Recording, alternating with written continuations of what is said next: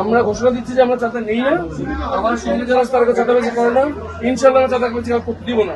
আর আপনাদের প্রতি আমাদের অনুরোধ, আপনারা ভাড়া বাড়াবাড়ি সর্বশেষ যে টিকিটে বিক্রি করলেন, দেখুন তো আমাকে স্লিপটা একটু। 11ই মার্চ 2:30টার সময় এটা ভাড়া 600 টাকা করা যাচ্ছে।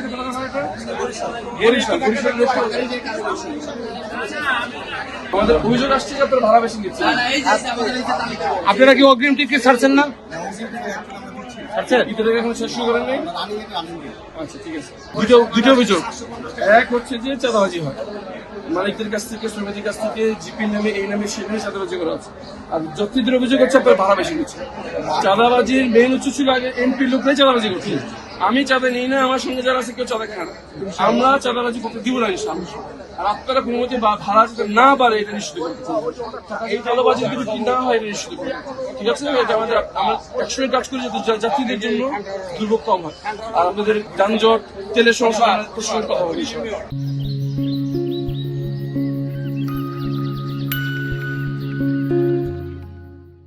অতিরিক্ত ভাড়া আদায় করার অভিযোগ আছে আপনাদের বিরুদ্ধে।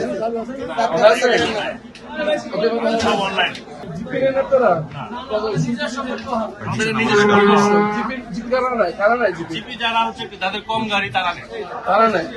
আচ্ছা, এটা তো চাঁদা, এটা একটা বেশ হয়েছে আমাদের কাছে মনে হয়। জিপির নামে তো বৈধ নাই, আছে কিছু আইনি আছে কিছু। আমরা ঘোষণা দিচ্ছি যে আমরা চাঁদা নেই না, আমার সঙ্গে যারা তারা চাঁদাবাজি করে না, ইনশাল্লাহ আমরা চাঁদাবাজি করতে দিব না।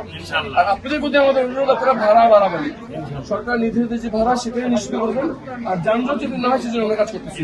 তেলের বিষয়টা প্রত্যেকটা পাম্পে যে সিরিয়াল আমার তেল নিয়ে কথা বলছি। ধন্যবাদ। অতিরিক্ত ভাড়া আদায় করার অভিযোগ আছে। ঈদের সময় অতিরিক্ত ভাড়া আদায় করা হয়, করেন আপনারা?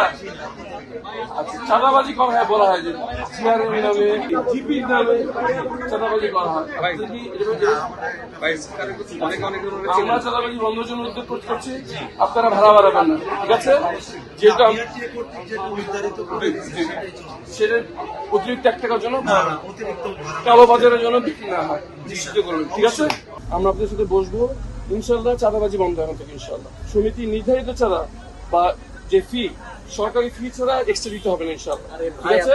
যাত্রীদের জন্য কোনো এক্সট্রা দুর্ভোগ না হয়, অতিরিক্ত ভাড়া আদায় না হয়, এটা নিশ্চিত করতে হবে, ঠিক আছে? 5 তারিখের পর থেকে তারা অপারেশন বন্ধ করে দিচ্ছে। আমরা অভিযোগ পাইছি, আমরা এই ব্যাপারে তদন্ত করবো এবং ব্যবস্থা গ্রহণ করবো। চাঁদাবাজি বন্ধ। এখন পর্যন্ত সংসদ সদস্য লোকরা চাঁদাবাজি করছে।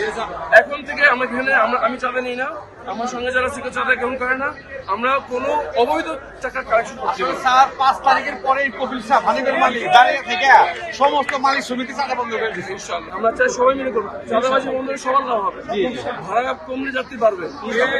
চাঁদা বন্ধ করছে না করছে, আজকের পরে থেকে চাঁদা বন্ধ, চাঁদা বন্ধ। ঠিক আছে, আমরা আজকে শুনছি, আমরা ব্যবস্থা করবো, আপনাদের জানাই চলে সময়।